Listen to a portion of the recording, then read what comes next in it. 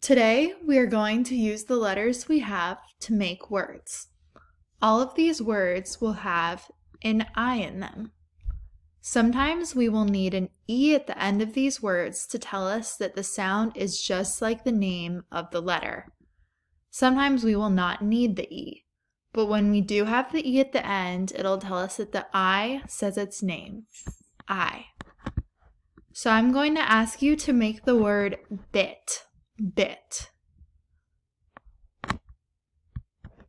All right, good. Now I'm going to build it with you. We have a b, I, t, and we do not need an E at the end. Why do we not need an E? Yes, because we hear not I. So we have bit. Now what would happen if we were to add an E at the end? What word do we have here? Bite. Bite. So the I is saying its name. I. In bite. Now I'm going to change the first letter to make a new word. So if we want to make kite, what letter would I choose? Correct. I would choose K for kite. And since we still have the E at the end, the I is still saying its name. Now we can keep creating new words by taking the E away from this word. Now, when I take the E away, what word do we have now? Kit. Does the I say its name? No, because we do not have the E at the end. Now we are going to make another word.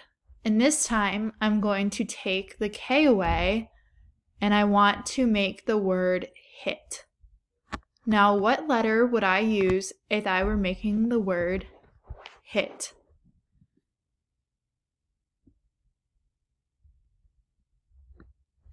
That's right, an H.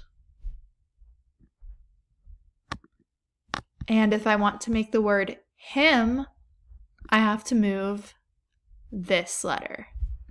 You see how we can make so many new words with an I and an E in these 6 consonants?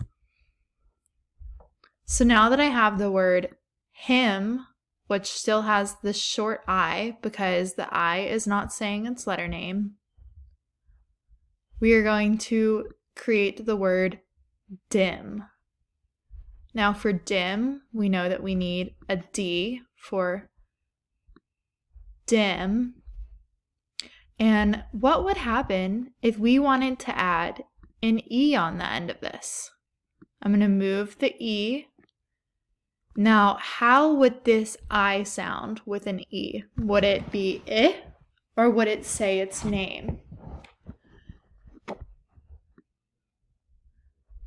Correct. It would say its name. So now we have created the word dime. Now I'm going to create a new word and I want you to read it. I want you to look and see whether there's an E at the end so you know if the I says its name or if it doesn't. So when you're trying to figure out these words, pay super close attention to if we have an E at the end because that gives you a clue to how this I sounds. All right, so I'm going to create this word, and now I want you to read it. Yes, the word is time, and we know that the I says its name because we have this E at the end, so it's not Tim, it's time. Good job.